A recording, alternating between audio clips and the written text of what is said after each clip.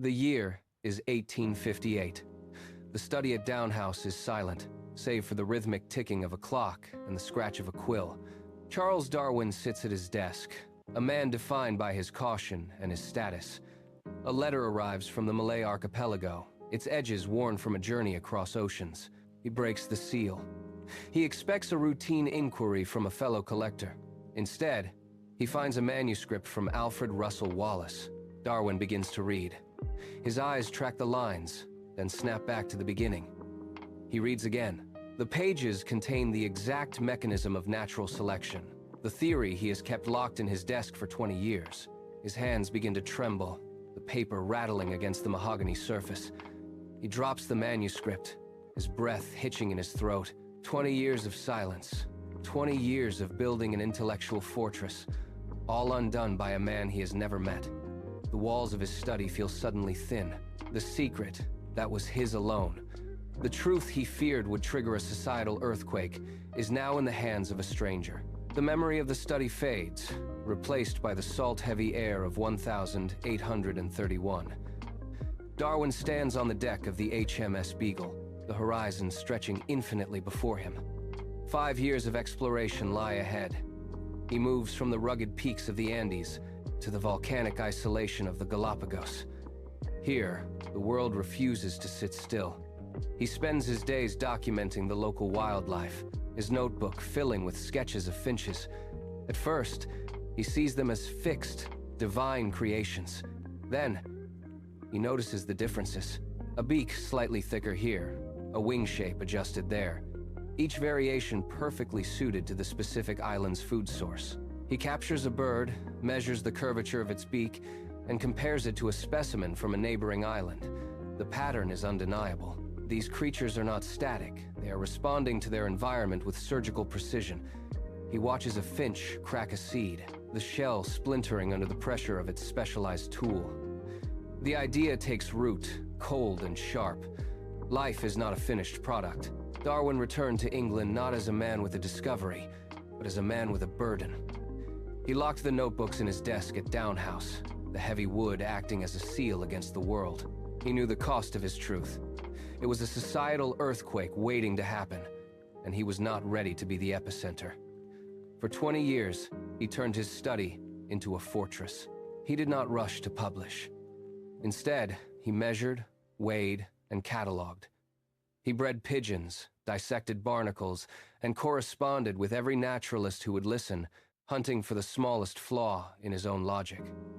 He built a mountain of evidence, paper by paper, specimen by specimen, hoping to make his theory unassailable. Every morning he walked the sand path behind his home, rehearsing the arguments he would one day face.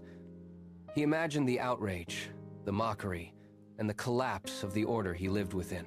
He was terrified of being wrong, but even more terrified of being right too soon. He lived in the shadow of the Victorian establishment, a prisoner of his own caution. He polished his theory until it shone, waiting for the perfect moment to reveal it. He convinced himself that time was his ally, that more data would soften the blow. But the fortress he built was also a cage, and the truth remained trapped inside, gathering dust while the world outside remained blissfully unaware of the storm he held in his hands. Thousands of miles from the quiet halls of Kent, the world is a chaotic, breathing laboratory. Alfred Russel Wallace hacks through the dense undergrowth of the Malay archipelago, his blade biting into thick, wet vines. The air is a heavy blanket of steam that clings to his skin. He is not a man of status or institutional support. He is a hunter of the rare and the unseen. He spends his days tracking vibrant beetles and elusive birds through 25,000 islands, his survival tethered to the specimens he can pack and ship back to London. Every crate of butterflies or preserved skins is a gamble, a currency traded, for the means to continue his next expedition. He sleeps in makeshift shelters, listening to the rhythmic pulse of the jungle, a place where the line between observer and prey is dangerously thin. He has no fortress of evidence, only a collection of crates and a mind sharpened by the constant pressure of the wild. He lives on the absolute edge of the civilized world, where the cost of a mistake is not social ruin but the loss of his own life. He works in the mud and the heat, driven by a hunger to understand the mechanics of the living world, unaware that his path is slowly converging with the man who sits in safety across the globe. He is a ghost in the canopy, mapping the diversity of life while fighting for his own place within it. On the island of Ternate, the humidity turned lethal. Wallace lay on a wooden cot, his body racked by the violent tremors of malaria. The fever burned, turning his vision into a blur of shadows and light. He drifted in and out of consciousness, his mind racing through the thousands of specimens he had collected. The patterns of the islands, the subtle variations in species, the relentless competition for food, it all collided in the heat of his delirium. He saw it, not as a divine plan, but as a brutal, elegant mechanism. Life was a struggle where only the best adapted survived. The realization hit him with the force of a physical blow, cutting through the haze of his illness. He scrambled to find paper and a pen, his hands shaking so violently he could barely grip the ink-stained nib. He began to write, the words pouring out in a frantic, desperate rush. He mapped the logic of survival, the way populations shifted and changed under the pressure of their environment. He did not know that across the ocean, in a quiet house in Kent, a man had already reached this same conclusion. He finished the final page, his breath ragged, the fever finally receding. He folded the manuscript, sealed it, and set it aside. He was too exhausted to stand. The letter reached Downhouse, a thin packet that carried the weight of 2 decades. Charles Darwin broke the seal. He read the pages, his hands trembling as the logic of the Malay archipelago mirrored the secret work locked in his own desk. The manuscript from Wallace was clear, brilliant, and devastating. Darwin sat in the silence of his study, the walls pressing in. He faced a choice that would define his legacy.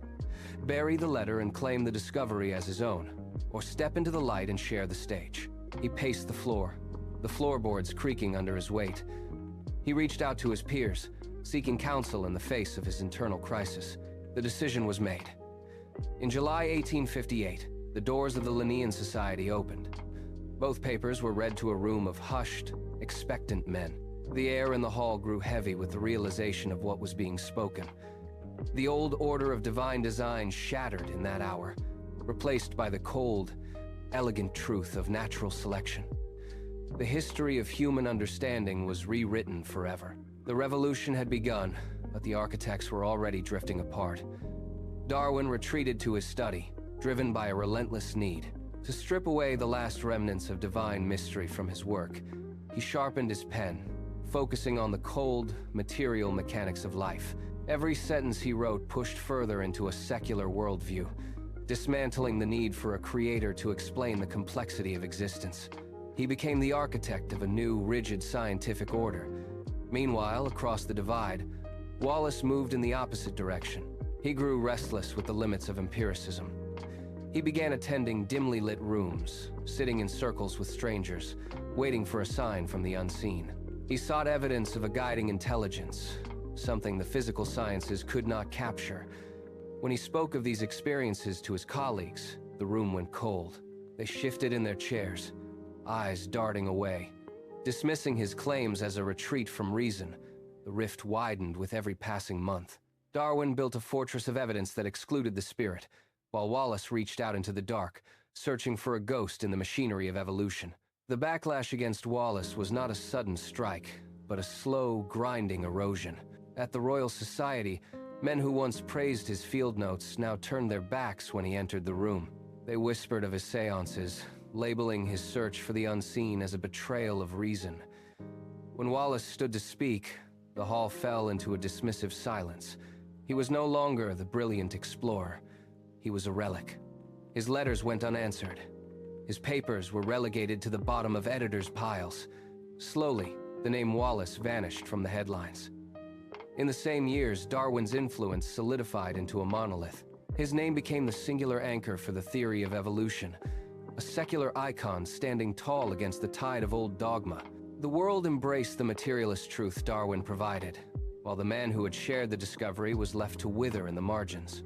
Wallace spent his final days in a quiet house, far from the accolades. He died in near total obscurity, his contributions buried under the weight of a community. Today, we look at the double helix of DNA, 2 strands spiraling in tandem, and see the perfect symbol for their shared legacy. It is a structure of elegant precision, yet it holds the blueprint for every chaotic, unpredictable variation of life. Darwin and Wallace, once separated by social standing and eventually by their divergent philosophies, are now bound together in the very code they helped uncover. Their story is not merely one of biology, but of the fundamental duality of human inquiry. One man moved from faith to a world defined by cold, hard empiricism. The other moved from the rigors of field science to a desperate search for the unseen. They represent the two halves of our own curiosity. We are creatures who demand the proof of the microscope, yet we remain haunted by the mysteries that lie beyond.